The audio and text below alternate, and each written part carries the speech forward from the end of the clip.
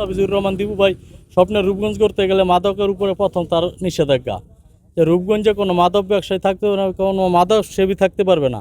তার জন্য তার কথা মতো আমরা মাদকের উপরে অভিযান চালাচ্ছি। আমাদের সাথে প্রশাসন আছে, আমরা আছি থাইকা সম্পূর্ণ যত মাদক ব্যবসায়ী আছে তাদেরকে সিন্ডিকেট ভাঙার জন্য আমরা মাদকের লোকজন প্রতিদিনই নিহত ধরতেছি। তার পাশাপাশি যে আমাদের এলাকায় যারা মাদক ব্যবসা করে তারা আমাদের কাছে আত্মসমর্পণ করছে যে আমরা আর কোনো দিন মাদক ব্যবসা করব না। তারপরে আমাদের ভাই মোস্তাফিজুর রহমান দিবু ভাইয়ের সাথে আলোচনা করলাম। ভাই বলল যদি তারা স্বেচ্ছায় ছাইরা দেয় তাদেরকে আমি একটা কাজের ব্যবস্থা করে দিব। মোস্তাফিজুর রহমান দিবু ভাইয়ের আশ্বাস যে যদি কোনো মাদক ব্যবসায়ী স্বেচ্ছায় ছাইরা দেয় তাদেরকে কাজের ব্যবস্থা করে দেওয়া হবে। তাদের কাজের ব্যবস্থা করে তাদের ফ্যামিলির দায়িত্ব মোস্তাফিজুর রহমান দিবু ভাই নিবে।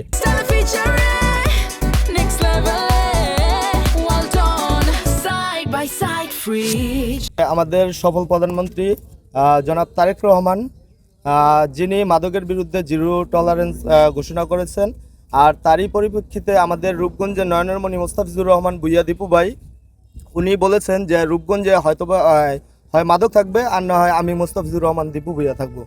তো এই মোস্তাফিজুর রহমান ভূঁইয়া দীপু ভাইয়ের এই কথাকে কেন্দ্র করে আমরা আমাদের এলাকাতে মাদক বিরোধী এই অভিযান পরিচালনা করতেছি প্রশাসনের সহায়তায়। ইনশাল্লাহ বিভিন্ন সময় আমরা বিভিন্ন মাদক ব্যবসায়ী আমরা ধরে প্রশাসনের কাছে হস্তান্তর করেছি। এই অভিযানগুলো দেখে আমাদের এলাকার কিছু মাদক ব্যবসায়ী যারা ভয়ে আমাদের কাছে আত্মসমর্পণ করতে চেয়েছে, তো মূলত আমাদের কাছে আত্মসমর্পণ করার কিছু নেই। তো আমরা মোস্তাফিজুর রহমান ভূঁইয়া দীপু ভাইয়ের সাথে কথা বলছি, উনি বলছে যে তোমরা থানার সহায়তায় থানার কাছে সারেন্ডার করো, আর ওদেরকে যেন অবশ্যই একটা সুযোগ দেওয়া হয়। আর এই সুযোগের এই পরিপ্রেক্ষিতেই আমরা তাদেরকে থানায় নিয়ে আসছি। ইনশাল্লাহ ওসি আমাদের যে বর্তমানে ওসি স্যার আছে ওনার সহায়তায় তাদেরকে মুচলেখা দিয়ে এখান থেকে নিয়ে যাওয়া হবে এবং তারা আর কখনো মাদকের সাথে জড়িত থাকবে না, এই আশা প্রত্যাশা আমাদের কাছে ব্যক্ত করছে। হোক দেশ হোক, আমরা আগে যাই খাইছি করছি, এখন নাম যাওয়ার কারণে আমরা আইছি এই আমাদের বাইরে নিয়ে যাই সমাধান করার জন্য। তো দীপু ভাই যে বলছে ওই উদ্যোগে আমরা করছি থানার আইসি সিলিন্ডার করার জন্য। তো আমরা মাদক খামো না, বেচবো না, আমরা সব কিছু ছেড়ে দেবো। আমরা চাই দীপু ভাই আমাদের একটা কাজের সুযোগ করে দেব। এটা করবো না, দীপু ভাইয়ের নির্দেশে এটা আমরা ছেড়ে দিয়েছি। যদি আর কখনো করি যে দীপু ভাই আমাদের তারপর যাটা যেই ব্যবস্থা নিবে সে আমরা সেটা মেনে নিব।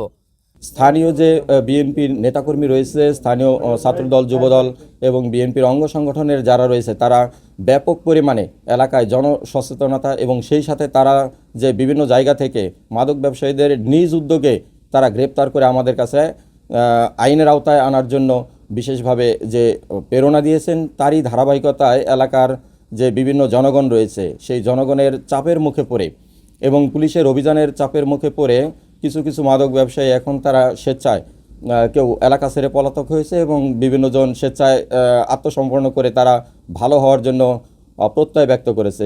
সেই নির্দেশনা মোতাবেক আমাদের মাননীয় সংসদ সদস্য মোস্তাফিজুর রহমান ভূঁইয়া দীপু স্যার যে উদ্যোগ গ্রহণ করেছে তখন বলেছে যদি কেউ ভালো হতে চায় তাহলে আমরা তাদেরকে ভালো হওয়ার সুযোগ দেব এবং সেই সাথে যদি তারা এই কর্ম থেকে এই পেশা থেকে ফিরে যদি ভালো হয় তাহলে এমপি স্যার নিজেই তাদের কর্মসংস্থানের ব্যবস্থা করে দিবেন।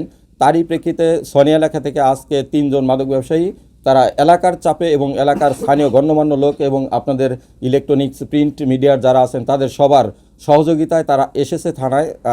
তারা নিজেরাই আপনাদের মাধ্যমেই যে মুচলেখা দিয়েছে তারা আর কখনো মাদক ব্যবসা করবে না এবং এই মাদক ব্যবসা যদি করে তাহলে তারা সর্বোচ্চ আইনের আওতায় আসবে। যদি এই কেউ মাদক ব্যবসা ছেড়ে যদি কেউ ভালোর পথে চলে আসে আমি তাদের প্রত্যেককেই বলবো যে তারা যেন এই ব্যবসা ছেড়ে তারা বিকল্প রাস্তা খুঁজে তারা তাদের কর্মসংস্থান করে নেয় অথবা রূপগঞ্জ ছেড়ে অন্য কোথাও তারা বসবাস করুক।